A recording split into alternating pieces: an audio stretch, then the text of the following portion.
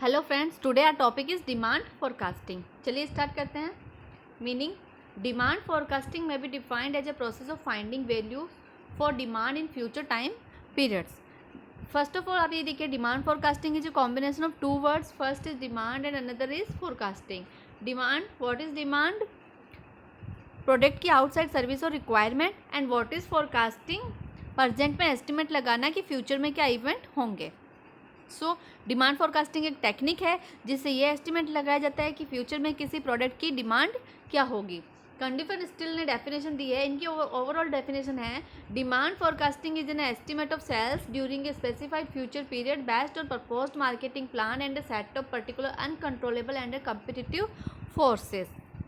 उन्होंने overall definition दी है कि डिमांड फोरकास्टिंग जो थी फ्यूचर सेल्स के लिए एस्टिमेट लगाना है जो कि मार्केटिंग प्लान पे बेस्ड हो, क्योंकि जो हम बिजनेस डिसीजंस लेते हैं उसको बनाने के लिए डिमांड जो होती है प्ले रोल करती है, एक इंपॉर्टेंट रोल प्ले करती है डिमांड बिजनेस डिसीजन मेकिंग में।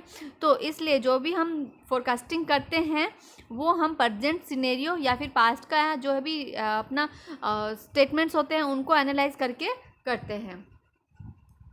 फिर आते हैं प्रोसेस ऑफ डिमांड फोरकास्टिंग। अब देखो, डिमांड जो होती है वो एक एजम्पशन पर बेस्ड नहीं होती है कि आज ये एजम कर लिया कि सेल्स ये है तो कल ये होगी या आगे ये होगी। नहीं, ये एक सिस्टमेटिक एंड स्पेसिफिक प्रोसेस इसके लिए क्या होता है, अपनाया जाता है। तो वो प्रोसेस है, फर्स्ट सेटिंग दी ऑब्जेक्टिव्स। हमें सबसे पहले अपने ऑब्जेक्टिव को सेट करना होता है, अपने पर्पस को सेट करना है कि हम डिमांड फोरकास्टिंग जो कर रहे हैं वो क्यों कर रहे हैं, ये क्लियर होना चाहिए, हमारा पर्पस क्लियर होना चाहिए। उसके साथ साथ हमारे जो प्रोडक्ट की मार्केट के अंदर शेयर हैं और ऑर्गेनाइजेशंस की जो मार्केट शेयर्स हैं वो सब भी हमें क्या होता है, देखना होता है। फिर determining the time perspective. Objective set किए, फिर उसके बाद हमें टाइम सेट करना होता है। क्यों? क्योंकि डिमांड जो होती है वो चेंज होती रहती है, फ्लक्चुएट रहती है टाइम टू टाइम। तो एक हमें टाइम पीरियड सेट करना होता है कि हाँ, इतने टाइम पीरियड के लिए हम क्या कर रहे हैं, फोरकास्ट कर रहे हैं। फिर the selecting A proper method of forecasting. अभी हमने अपने ऑब्जेक्टिव सेट कर लिए, अपना पर्पस क्लियर कर लिए कि भाई हाँ, हमें इस के साथ में हमें डिमांड फोरकास्टिंग करनी है और इतने टाइम के लिए करनी है। लेकिन अभी हमें करनी कैसे है, तो वो भी एक हमारा पर्टिकुलर जो होता है स्पेसिफिक एविडेंस के साथ में एक पर्टिकुलर टेक्निक और मेथड भी हमें लेना होता है। फिर आते रिकलेक्टिंग द डेटा। अब डेटा कैसे कैसे कलेक्ट करते हैं? डेटा देखो, आपको पता है दो तरीके के होते हैं, एक प्राइमरी डेटा होता है और सेकेंडरी डेटा होता है। प्राइमरी डेटा जो हमें रिसोर्सेज जो होते हैं हमारे, उनसे हमको कलेक्ट करने होते हैं, जैसे कि हमारे एक्सपर्ट्स हैं, जो हमारी टीम है, या फिर सर्वे है मार्केट का, और इंडिविजुअल लेवल पे जो है, ये प्राइमरी डेटा न्यू डेटा होते हैं जो हमको कलेक्ट करने होते हैं। और सेकेंडरी डेटा जो हमारे पास में ऑलरेडी अवेलेबल होते हैं, जैसे कि पास्ट के जो भी हमारे स्टेटमेंट्स है, पास्ट के जो हम ग्राफ्स वगैरह वो हम देखेंगे, उनसे हम अपना डेटा कलेक्ट करेंगे। तो ये इस तरीके से प्राइमरी और सेकेंडरी डेटा, सारे डेटा को हम कैसे करेंगे, कलेक्ट करेंगे, मेकिंग द रिजल्ट। अब हमने देखो ऑब्जेक्टिव सेट किए, टाइम सेट किया, फिर मेथड सेट किया, और फिर डेटा जो होती है कलेक्ट किया, और देन आफ्टर आता है रिजल्ट। रिजल्ट जो होता है वो क्या होना चाहिए, इजी टू अंडरस्टैंड। जो भी हमने ये सब चीज़ें कलेक्ट करके जो रिजल्ट निकाला है वो इजी टू अंडरस्टैंड तो होना चाहिए ना, कि हाँ, और एक्यूरेट भी होना चाहिए कि इतने टाइम के लिए जो हमने अपना फोरकास्टिंग की है कि इतना सेल्स और डिमांड रहनी है, तो इतना रेशियो ऑलमोस्ट अप्रोक्सीमेटली इतना जो है वो एक्यूरेट रहना चाहिए। फिर आती है methods of demand forecasting. First survey method and second है स्टैटिस्टिकल मेथड। सर्वे मेथड जो है वो थ्योरेटिकल पार्ट है और स्टैटिस्टिकल जो प्रैक्टिकल है। यहाँ पे हम थ्योरेटिकल लेवल पे क्या करते हैं, सर्वे किए जाते हैं, जिससे हम डिमांड फॉर जो भी कोई प्रोडक्ट बना रहे हैं उसकी डिमांड देखी जाती है फ्यूचर के लिए। और स्टैटिस्टिकल मेथड जहाँ पे हम प्रैक्टिकल लेवल पे डिमांड को जो है फोरकास्ट करते हैं। सर्वे मेथड में फर्स्ट है कंज्यूमर सर्वे।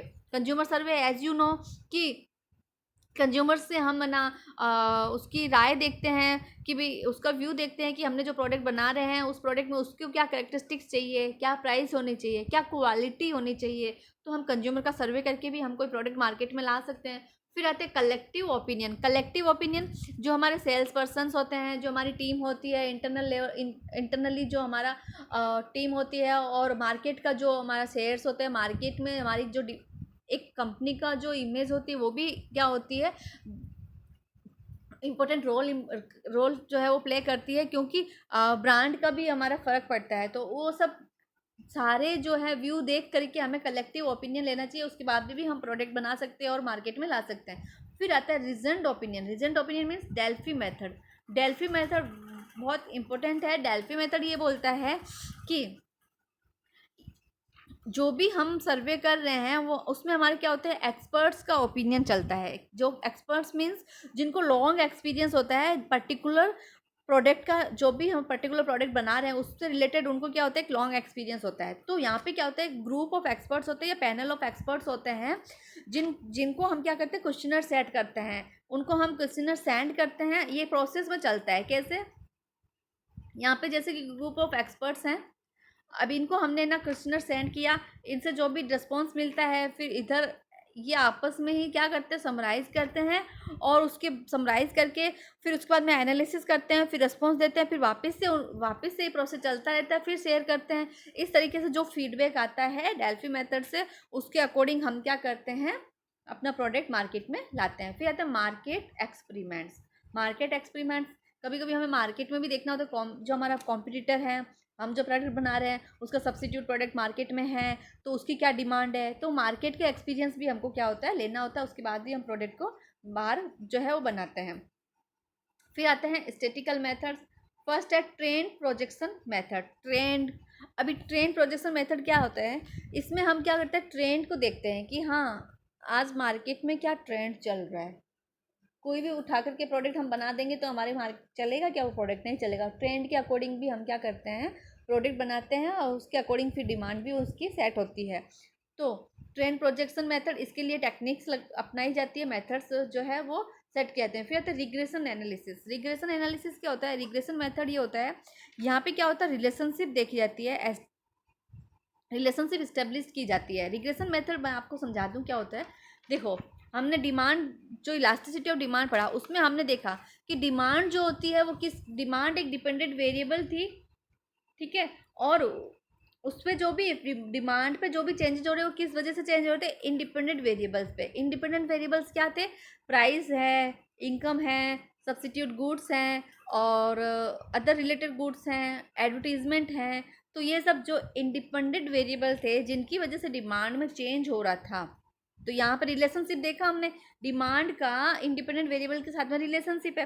तो इस तरीके से रिग्रेशन एनालिसिस भी यही होता है कि यहाँ पे क्या होता है कि रिलेशनशिप देखी जाती है डिमांड की इंडिपेंडेंट वेरिएबल्स पर, कि कैसे इन पर इफेक्ट होगा डिमांड के ऊपर, इन सब चीज़ों में चेंज, प्राइस में चेंज होने पर, इनकम में चेंज होने पर, डिमांड में क्या चेंज होगा। तो ये होता है regression analysis method. I hope कि आपको समझ में आया होगा। Thank you.